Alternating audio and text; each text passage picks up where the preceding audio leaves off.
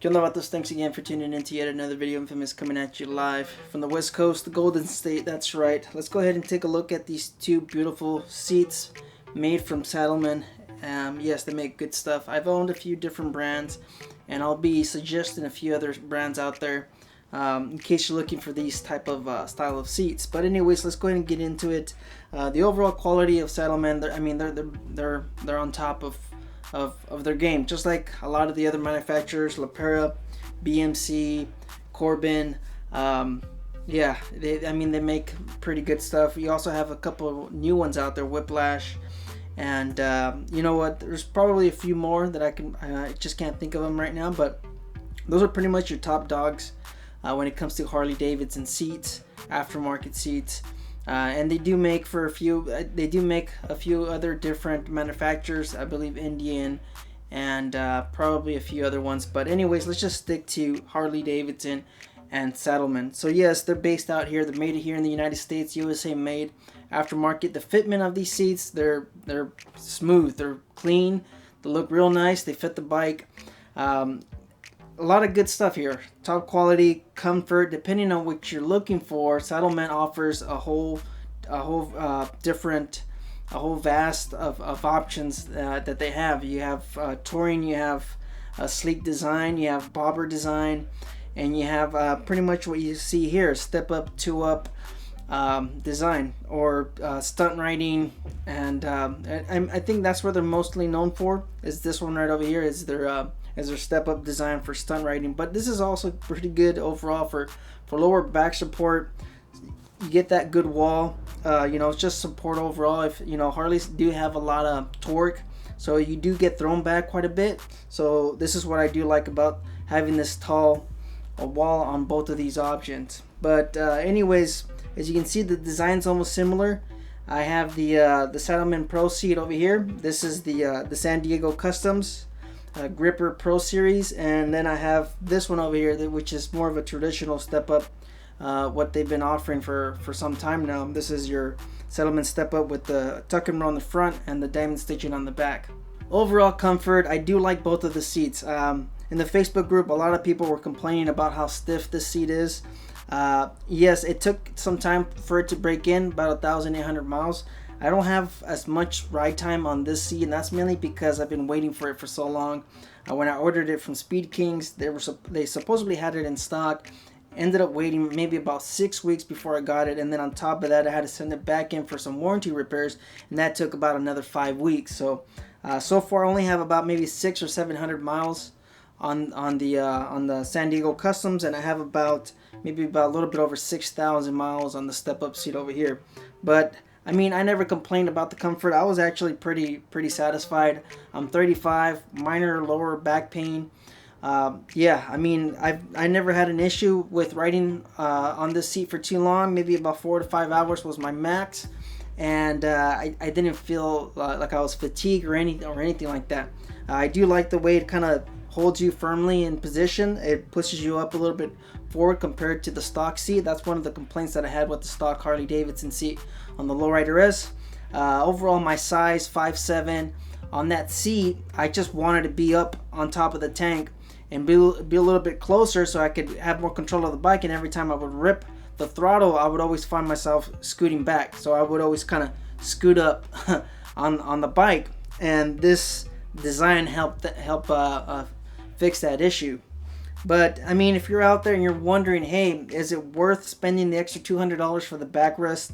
That just depends. I mean, honestly, if you're in your 20s, maybe early 30s, I think you'd be satisfied with the step-up seat. And if you're out there and you're around my age, mid-30s, a little bit older, you have that wear and tear, and you have those body aches, I think you would really find this very comfortable. The driver backrest.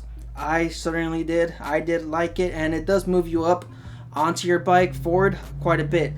Without the backrest, you're a little bit more kicked back, not as forward as you would probably want to be on a sport bike or on a performance cruiser.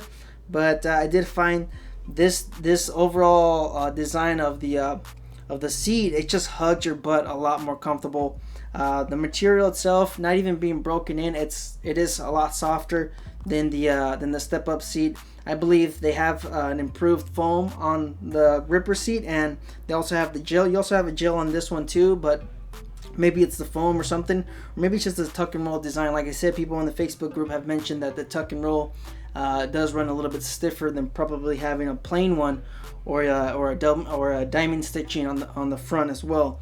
But I mean, they both look great overall.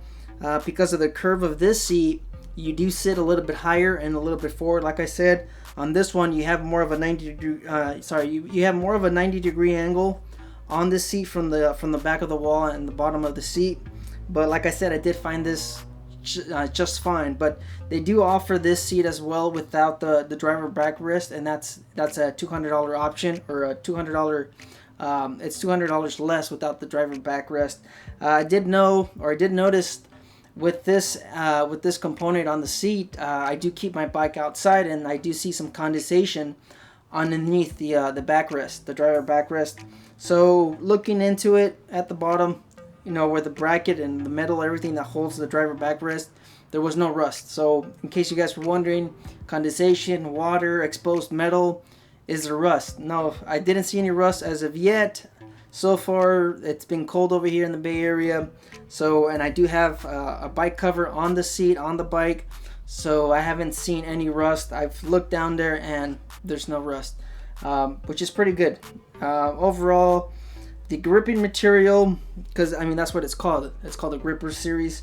You have the gripping material on top and you have it on the back of the wall. On this one, you don't have that. You do have a little bit more cushion. I don't have passenger gel.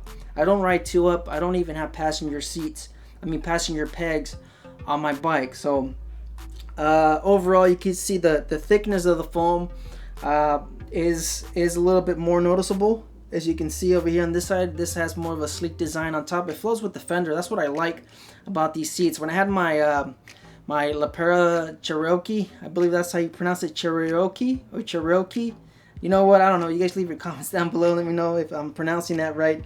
But yes, I mean, when I had that seat, I found that seat pretty good. I also had a 2-up capabilities on the Sportster, and the passenger seat on that seat, it was a little bit more thicker than both of these. But I'm pretty sure this one with the gel should improve the overall feel. If you do tend to ride 2-up, I probably wouldn't pick one of these seats. You know what? I'm not too sure. Maybe this one with the gel, it might improve it, but overall, I don't think you should have anybody on this for more than probably 20 minutes or maybe 30 minutes probably. It just depends on how young your girl is or your loved one. Or I guess it just depends on how much you love them. If you hate their guts, then I guess you should go with this one. If you like them a little bit, then probably go with this one over here for 2-up riding. Pinches viejas putas. But I have seen a few people in the Facebook group kind of complain about how high they sit. It's only 1/4 of an inch. Honestly, it's not that noticeable. Maybe if you're 5'6" or 5'4", if you're a little bit shorter than me, I'm 5'7", I can still flat foot the bike. Someone, like I said, maybe someone 5'3", maybe 3-4 inches shorter than me might have a little bit of a confidence issue flat footing the bike, but I think you should be fine. But anyways, like I said, someone in the Facebook group was just mentioning, you know what, I don't like how high I sit on the Saddlemen Pro Series seat. So you have a couple other options out there that have this same curve, that same design that hugs your butt. You have BMC, the Wall, or the Widowmaker. You have that option, and then you also have Whiplash. I believe it's Stealth. They also make a seat with this curve on the seat and a good firm wall. I've noticed between both of these, the wall on this seat is a lot more sturdier, and the wall on this seat without the driver backrest is a little bit softer. So yeah, I mean, that's something you probably want to pay attention to. And like I mentioned, this does push you forward, so you're a little bit more on top of the bike. Sorry, I don't have anything to hold this thing up. I have these. There we go. All right. Yes! Yes! I mean, they're both great seats. I did enjoy having both of them. I like how soft this one is. Like I said, if you're just a little bit older and you're looking for a little bit more comfort, then you have this option. This one looks really sweet. I mean, it looks really nice. the overall looks of it, if you guys seen me on, or if you guys seen my photos on Instagram, you guys are going to see that this thing looks beautiful in any angle, any direction you look at. I mean, this thing is just gorgeous. The overall look of it, the feel of the bike, the design, the detail. It's just, yeah, it's a beautiful seat. And I was just saying in the other videos that you know what, the backrest is pretty neat. I do like it, and it doesn't, you know, it doesn't destroy the overall look of the bike. It's a soft tail. You want it to look clean. You want it to look sleek. Yeah, I mean, that's the way I see it. And having this kind of design, if you're looking for that driver backrest, then this is what you should probably consider. And like I mentioned in the other videos, you also have BMC. They make a pretty good looking seat as well, but the driver backrest on that thing, it's a lot wider. It stands out a little bit more. I guess maybe if you're more of a touring, or if you're more of a long range, I just, you know what, the thing is, I just see that bike or that seat, I just think it looks a little bit better on a touring bike. This is just me, in my opinion. I don't think that seat looks as good on a soft tail. It's just, I think that backrest is just not, it's just a little bit too wide, a little bit too big. This one, however, looks a lot more sleek, and it goes with the overall design. It fits the lowrider wrist perfectly. This also looks good on Dynas. They do have some customization options with the step-up seat. I believe you could also request a stitching on this one. I don't think they offer other than just a stitching on this, and it looks pretty good. I saw a few of them with the red one, or the crimson red, I'm not too sure, in the Facebook group, and man, they're beautiful. They're beautiful looking seats once you get them customized. Nice. Any other noticeable differences? I'd say it's just the weight. This one does weigh a little bit more. It weighs probably about 4 extra pounds. This weighs in at about 12 pounds. This one, I believe, weighs in about 6 pounds. I can't remember completely. If you guys just want to look at my other video on the Saddlemen Pro Series seat, you can check that out. I have the numbers. I'm a little bit more specific because I weighed everything. I tend to weigh everything just to kind of give you guys an idea of how much more weight you're adding to the bike in case you're, you know, somewhere out there and you're just a little bit shorter. Alright, enough rambling. That's my take on these Saddlemen seats. Like I said, I enjoy them. I like them. They look really nice. They're a lot better than the stock one. I can tell you that for sure. Is this worth the $200 additional with the driver backrest? That's just tough to kind of say. I find it worth the money, but maybe, like I said, somebody out there that's probably in their 20s or in their 30s, they might not see any benefit from having this backrest, unless you really want to be able to get up on the bike and you want that support to kind of hold you in place. Then you should probably get the backrest. That way you're moved up maybe about an inch or so, or a little bit more, depending on what level you have this on. So that's pretty much it. I'm just repeating myself. You guys just stay out there, stay safe. Don't believe everything you read. Life's a risk. Get out there and ride. Later.